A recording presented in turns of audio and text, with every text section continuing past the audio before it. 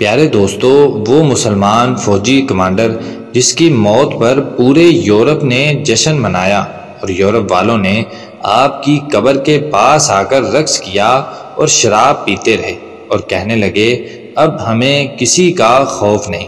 اس دوران ایک شخص نے کہا کہ اگر اس قبر والے نے ایک سانس بھی لی تو ہم میں سے کسی کو زندہ نہیں چھوڑے گا۔ یہ مشہور عسکری کمانڈر حاجب منصور تھے۔ تاریخ ان کا تذکرہ کرتی ہوئی کہتی ہے کہ جب کمانڈر حاجب منصور کا انتقال ہوا تو یورپ میں جشن منایا گیا۔ حال یہ تھا کہ یورپ کے اہم ترین رہنما الفونسو نے آپ کی قبر پر بہت بڑا خیمہ لگایا اور سونے کی چارپائی لا کر آپ کی قبر کے اوپر رکھ دی اور اس چارپائی پر ایک رات کے لیے سو گیا۔ شاید زندگی میں پہلی بار بلا خوف یہ سویا ہوگا، کیونکہ منصور مٹی کے نیچے سو چکا تھا۔ اس موقع پر الفونسو نے کہا آج خوشی کا دن ہے، آج ہم مسلمانوں کی مملکت پر قبضہ کر چکے ہیں اور ان سب کے بڑے سپہ سالار کو قبر میں ڈال چکے ہیں۔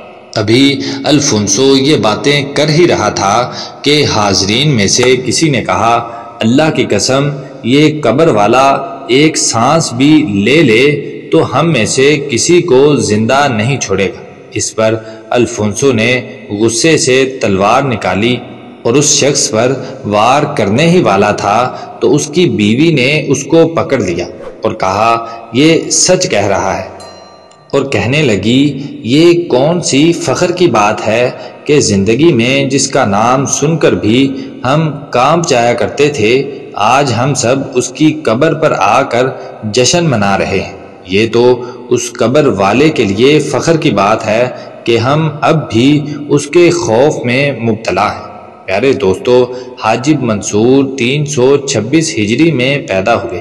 ابتدا میں رضاکار کے طور پر اسلامی فوج کے ساتھ کام کرتے رہے، پھر ان کی بہادری کی وجہ سے ان کو قرطبہ شہر کی پولیس کا افسر بنا دیا گیا۔ اس کے بعد ان کی ذہانت کی وجہ سے ان کو حکمران کا مشیر منتخب کیا گیا، یہاں تک کہ وہ گورنر بن گئے اور 50 معرکوں میں اسلامی فوج کی قیادت کی، لیکن کبھی کسی معرکے میں شکست نہیں ہوئی۔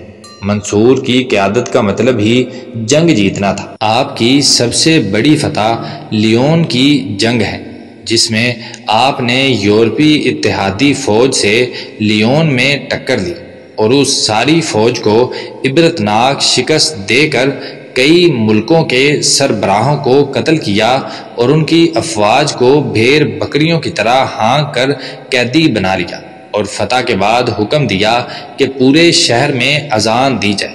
منصور ہر مارکے کے بعد اپنی وردی میں لگے غبار کو جھاڑ کر جمع کر کے رکھتا تھا اور یہ وصیت کر رکھی تھی کہ جس ڈبے میں یہ مٹی ہے اس کو ان کے ساتھ دفن کیا جائے۔ منصور کو فرانس فتح کرنے کا بڑا شوق تھا اور آپ کا انتقال بھی فرانس کی سرحد پر ایک مہم کے دوران ہوا۔